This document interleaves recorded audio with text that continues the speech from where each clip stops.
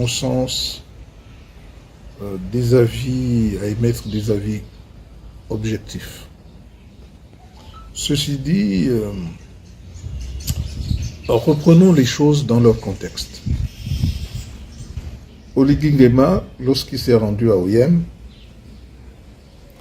a expliqué par rapport à son oncle Ndorosa que son oncle avait fait une partie de chasse, le gibier s'est échappé et lui il a profité de cela pour attraper le gibier.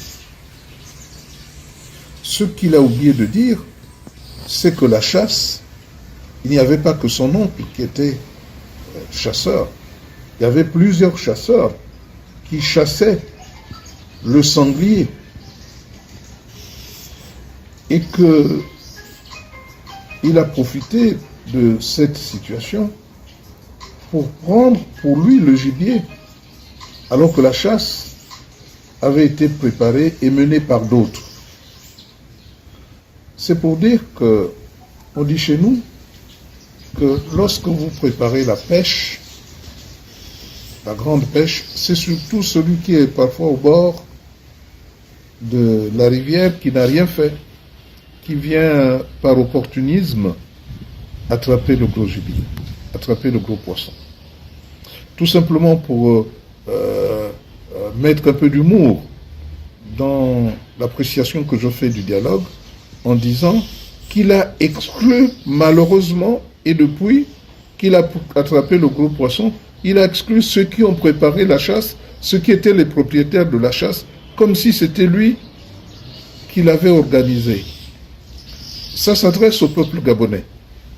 Pour dire que quand vous voyez quelqu'un, vous vous battez, et qui, au lieu de venir séparer, prend maintenant, fait cause pour je ne sais qui, et dit désormais que c'est lui qui règne en maître, en ignorant les protagonistes, il faut se méfier de celui-là.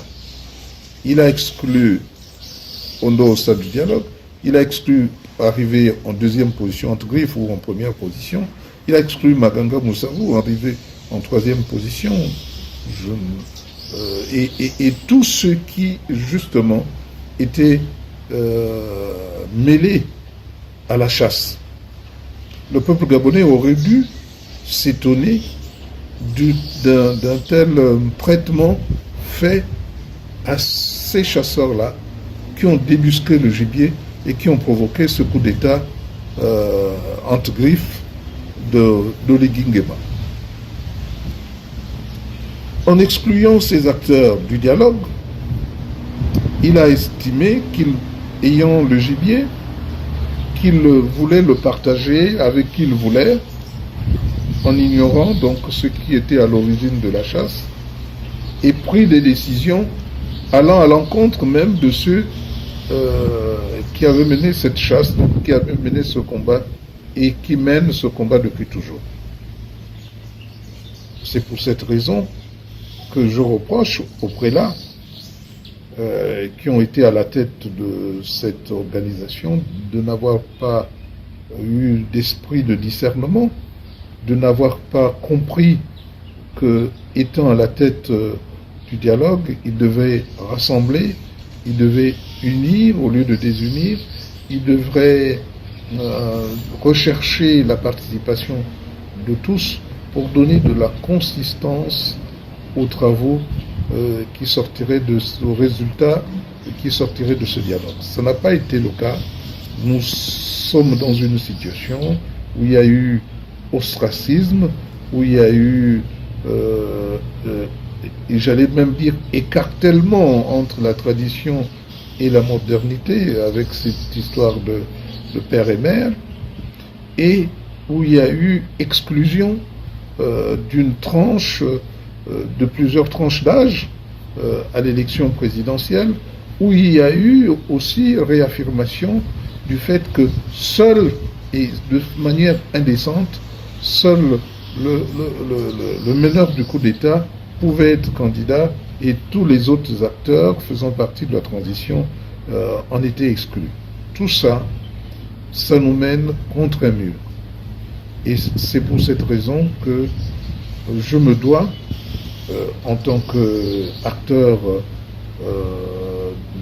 politique de ce pays depuis de longues années, je suis en droit de donner mon point de vue pour dire que ça s'est très mal passé et que ça n'a jamais été pour rassembler les Gabonais, mais plutôt pour désunir. Ça n'a jamais été pour rechercher des solutions consensuelles, mais surtout des solutions qui privilégient une seule et même personne. Et c'est pourquoi, avec rage, je crie haro et honte à nos prélats qui ne se sont pas souvenus de ce que Jésus, dont ils sont les premiers disciples, a souffert sous Ponce Pilate, a souffert sur la croix, et cela parce que le peuple qu'ils étaient censés diriger, c'est-à-dire une section du peuple, à l'encontre même de la constitution gabonaise, s'est arrogé la souveraineté pour arriver à exclure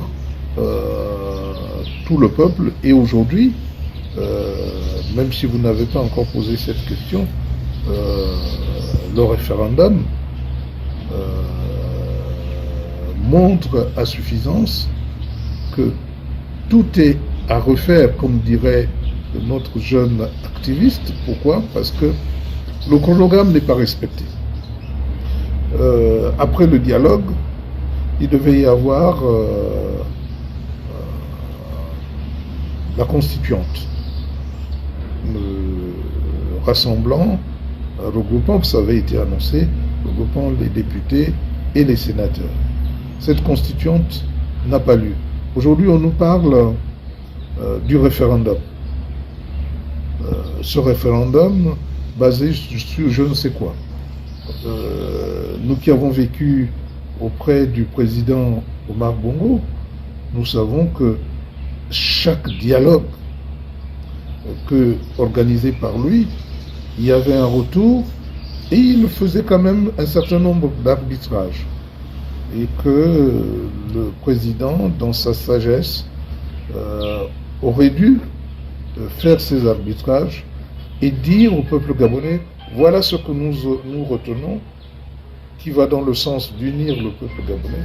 Voilà ce que nous rejetons parce que nous ne pouvons pas nous permettre d'aller à l'encontre de telle ou telle section du peuple, car nous n'avons pas le droit. Et malheureusement, il a pris fait et cause pour ce dialogue, les résultats de ce dialogue, fait par quelques 30 personnes dans chaque sous-commission qui ont décidé, et les autres n'ont fait que suivre. C'est le phénomène du mouton de Panurge.